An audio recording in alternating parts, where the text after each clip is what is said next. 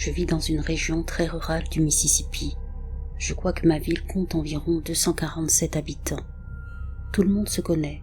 Des choses bizarres se sont déjà produites là-bas, comme des animaux abattus, disparus, ce genre de choses. Naturellement, nous avons mis cela sur le compte de coyotes ou d'autres animaux. Je suis un chasseur passionné, et je me dirigeais donc vers les bois avec mon arc, un Matthews Creed tout équipé.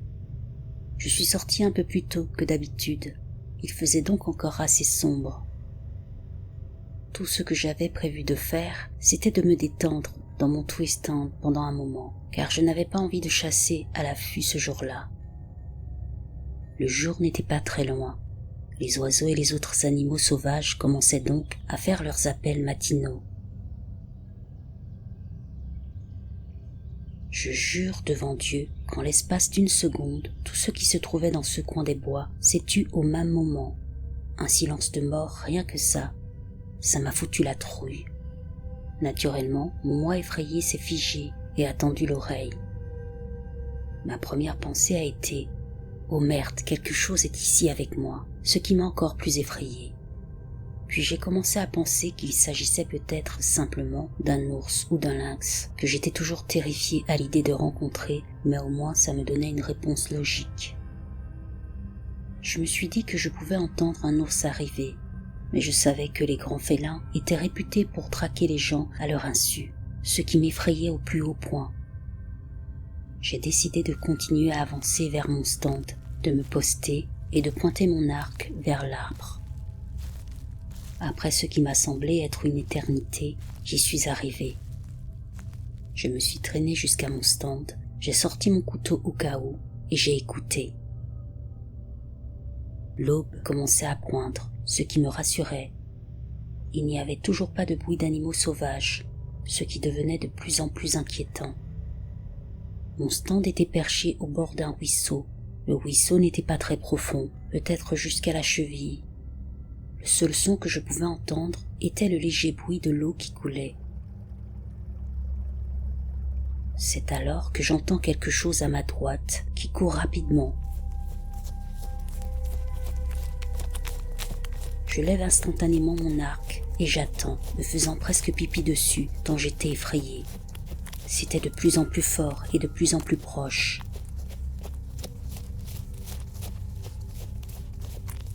J'ai presque crié quand j'ai vu cette créature.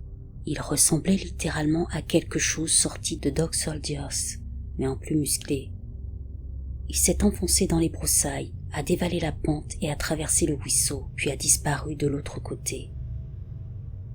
Laissez-moi vous dire que j'en ai rencontré des saloperies dans ma vie, mais quand je l'ai vu, je me suis mis à trembler comme un nouveau-né.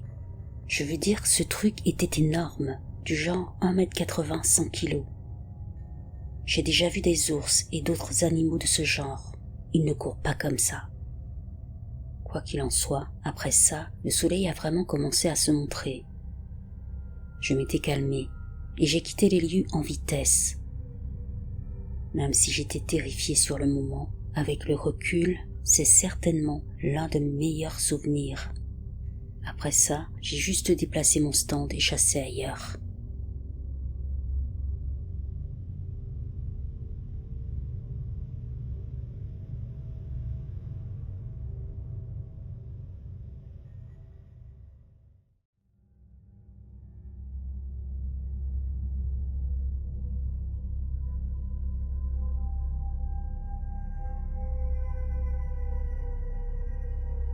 J'avais 18 ans quand cette histoire s'est déroulée, à l'hiver 2015, et j'étais vraiment terrifié quand c'est arrivé.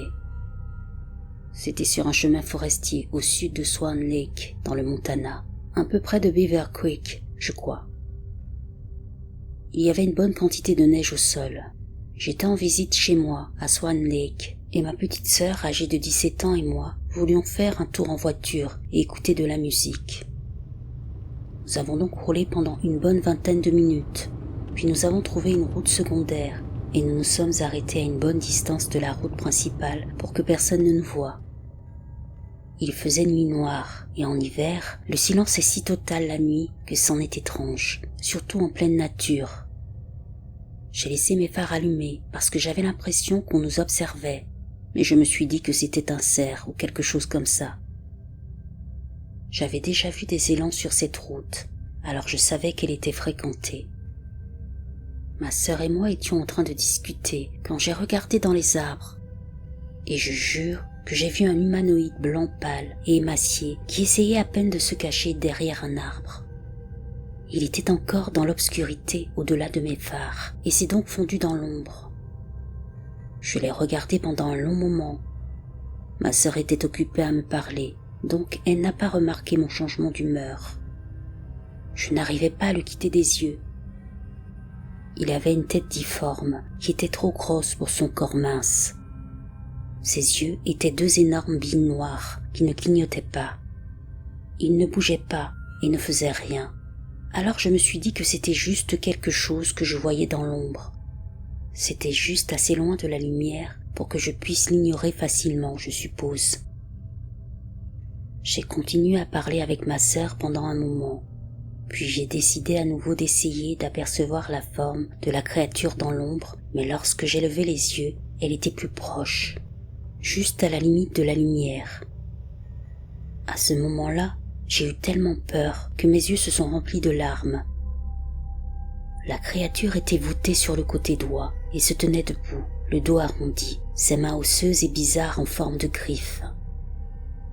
Je m'étais arrêté au début d'une route à une voie qui était déneigée sur 3 mètres. Il n'y avait pas de place pour faire demi-tour. J'ai donc dû faire marche arrière.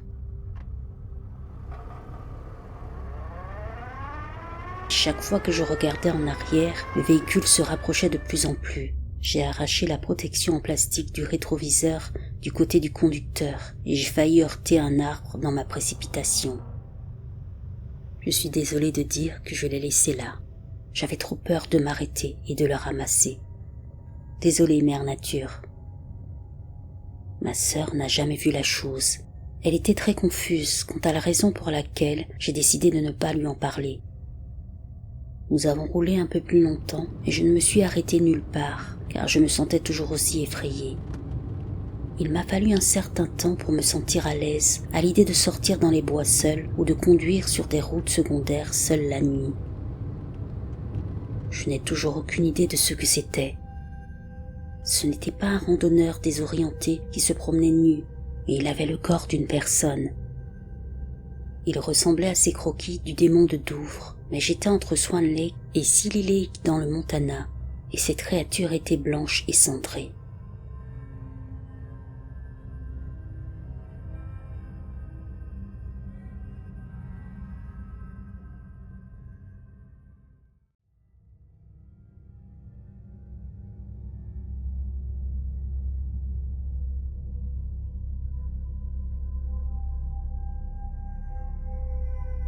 Je commencerai par dire que non, ce n'est pas mon histoire, mais celle de mes amis. Cela s'est passé aux alentours de l'an 2000. Ils avaient environ 16 à 17 ans à l'époque, et quand je leur repose la question des années après, ils se souviennent tous de la même rencontre. À cet âge-là, je me rappelle que c'était compliqué de trouver un endroit pour fumer. À le bon vieux temps, quand on s'éloignait des parents et qu'on organisait une journée autour de la cigarette. Ils étaient 4. Pour ne pas donner leur nom, il s'agissait de C, de son meilleur ami B et de leurs petites amies D et S. Tous avaient décidé de se rendre au mont Pisgah, une belle région boisée située à l'extérieur de Eugene dans l'Oregon. Il s'agit plutôt d'une colline, mais c'est la nature dans toute sa splendeur.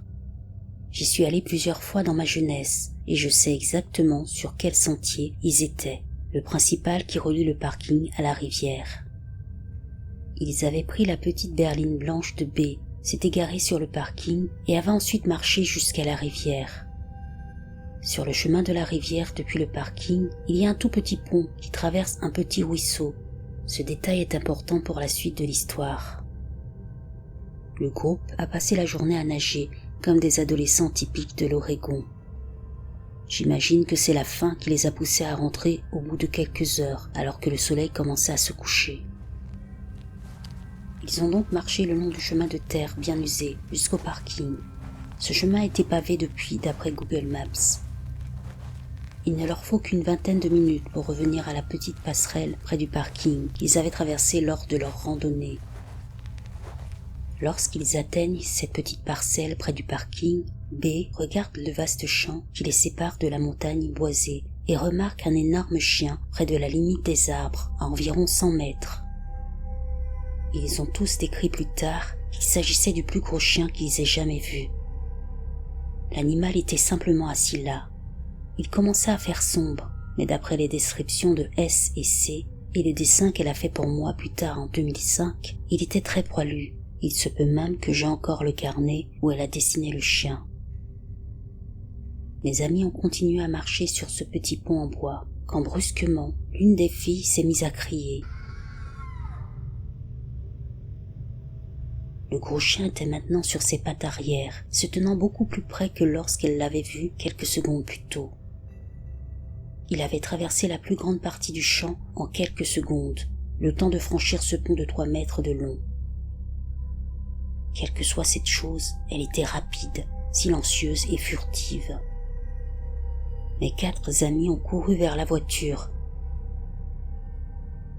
À ce moment-là, le chien se tenait sur ses pattes, au bord du parking, et les regardait. Il avait toujours son visage de chien, son corps de chien, debout. Ils ne l'ont jamais vu marcher sur ses 4 pattes.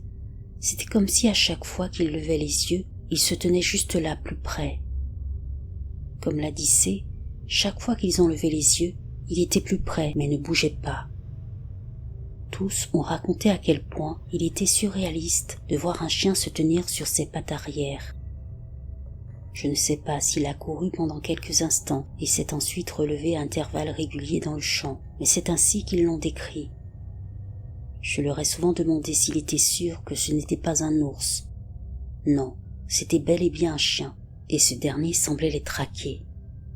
De plus, ils étaient dans le comté de Lane, dans l'Oregon, et à cette époque, il n'y avait que peu ou pas d'ours dans cette région. Mes amis sont montés dans la voiture et ont filé, laissant l'étrange créature à ses occupations. Je n'ai jamais eu de raison de douter de leur histoire. Aussi, D n'aime pas du tout parler de l'incident, car c'est trop effrayant pour elle. Elle n'aime pas s'en rappeler.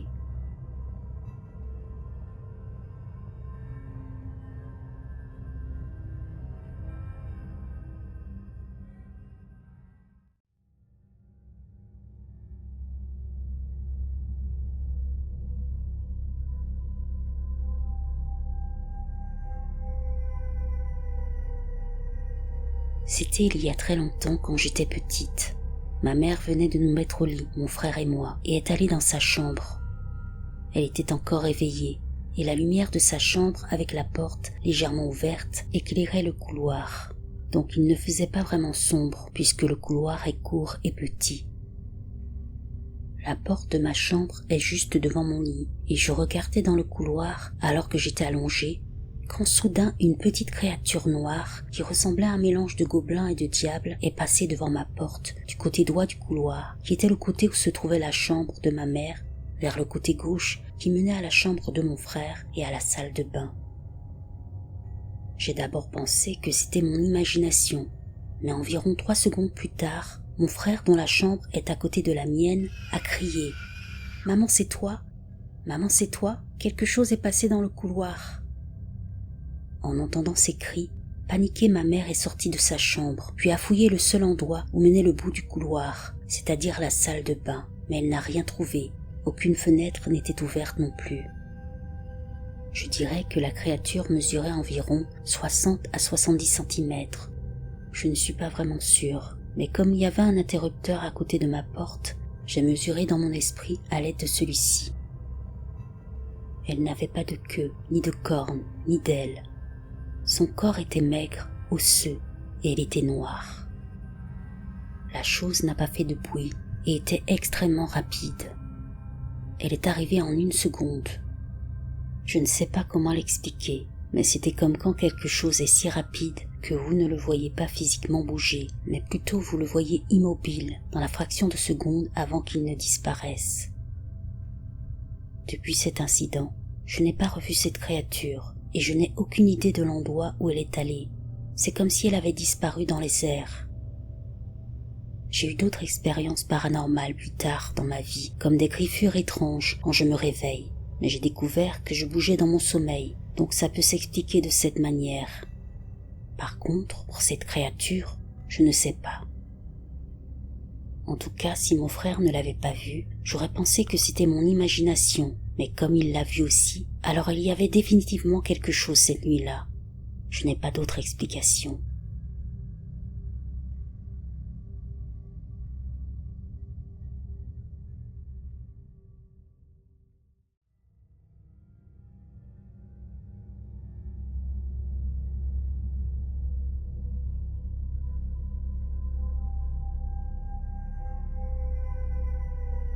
Je suis vétérinaire et je vis dans la maison d'un refuge pour animaux.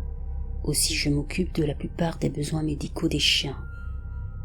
J'ai commencé à travailler ici le mois dernier et j'ai eu beaucoup d'événements étranges au cours de mes visites nocturnes. Je vis sur place, ce qui signifie que je suis logé et nourri ici, et en général, il y a des rats et des écureuils, des petites vermines qui font leurs besoins et perturbent les animaux. Hier soir, je me promenais avec ma lampe de poche et j'étais accompagné de Gizmo, l'un des chiens qui est très calme. Il me protège en quelque sorte, car j'ai eu une attaque de raton laveur la semaine dernière et j'ai dû subir quelques piqûres et quelques points de suture. Il vient avec moi pour me protéger, car c'est une sorte de chien de garde, bull terrier. J'étais en train de compter nos chiens et de vérifier que tout le monde avait reçu ses médicaments et que les cages étaient fermées à clé. Je suis arrivé à l'arrière où les camions peuvent se garer et sortir sur le terrain ouvert et j'ai vu ce que j'ai supposé être un gros chien. À ce moment-là, je pense que c'est l'un de nos chiens qui est sorti de son enclos. Alors je m'approche, mais Gizmo commence à grogner, à gémir et à reculer.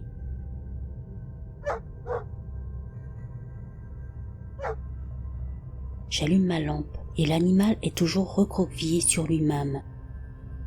J'ai tiré Gizmo et il n'a pas bougé. Je me suis dirigé vers le chenil où je pensais que le chien s'était échappé et il était toujours dans son enclos. J'ai allumé la lampe flash dans sa direction pensant que c'était un animal errant et c'est là que je l'ai vu se tenir sur ses pattes arrière. Je n'ai rien pensé à ce moment-là, je me suis juste dit, il est énorme, il va mettre Gizmo en pièces. Alors je l'ai libéré de la laisse et il est reparti vers la porte et s'est assis là, en gémissant et en aboyant toujours. Je me retourne pour regarder la créature. Je continue à éclairer et je sors mon téléphone pour composer le 911. Cette chose se tenait toujours debout sur ses deux pattes arrière et honnêtement j'étais probablement stupide de m'approcher. Mais je me suis approché quand même. Et au même moment, il a commencé à s'enfuir sur ses deux pattes arrière. Ça m'a donné des frissons dans le dos. Gizmo est revenu vers moi et a commencé à me tirer. Alors que je fermais et verrouillais la clôture, j'ai eu l'impression que cette chose était de nouveau dehors et je suis retourné rapidement dans ma chambre et j'ai laissé Gizmo dormir avec moi. Ma patronne m'a dit que c'était mon esprit qui me jouait des tours, mais je sais que Gizmo avait vu et senti la présence lui aussi.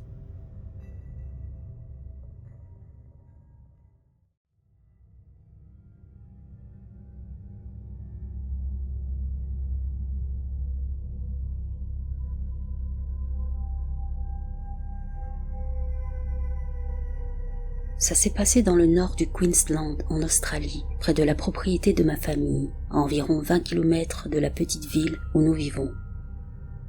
Il était environ 20h30 et il faisait nuit. Mon partenaire et moi étions en train de conduire sur un chemin de terre. Nous approchions de l'intersection sur le point de quitter celui-ci et de tourner sur la route principale goudronnée lorsqu'une voiture nous a dépassés, roulant sur cette route à la vitesse limite ou supérieure. Je suppose soit environ 80 à 100 km/h. C'est alors que, sortie de nulle part, une créature noire est apparue, courant à 4 pattes. Elle semblait poursuivre la voiture, et je l'ai aperçue brièvement dans mes phares alors qu'elle passait en sprintant. Ma voiture est vieille, et mes phares ne sont pas les plus brillants, malheureusement. Alors tout ce que nous avons pu distinguer, c'est une forme sombre qui allait vite, très vite. Elle avait la taille d'un énorme chien et suivait la voiture, ce qui ne m'a pas frappé jusqu'à ce que mon petit ami me le fasse remarquer après l'incident. J'ai commencé à regarder partout pour essayer de l'apercevoir à nouveau dans mes phares, me demandant s'il s'agissait d'un chien que les occupants de la voiture avaient abandonné au bord de la route.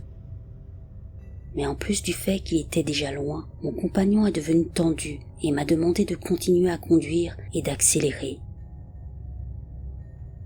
J'ai demandé pourquoi, ne réalisant toujours pas que cette chose était bien trop rapide pour être un gros chat, un cochon sauvage ou un chien. Il m'a dit que ça pouvait être quelque chose d'effrayant. Comme quoi, j'ai répondu.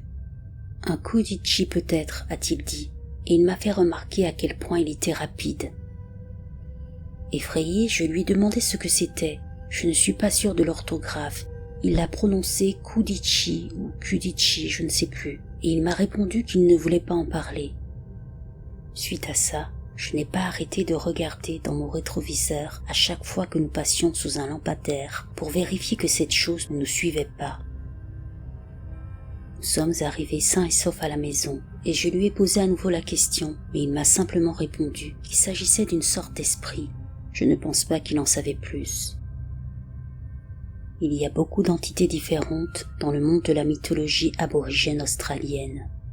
J'ai bien sûr fait une recherche sur Internet, pensant qu'il s'agirait d'un esprit du folklore aborigène, mais je n'ai rien trouvé. J'aimerais vraiment savoir ce que moi et mon compagnon avons aperçu cette nuit-là.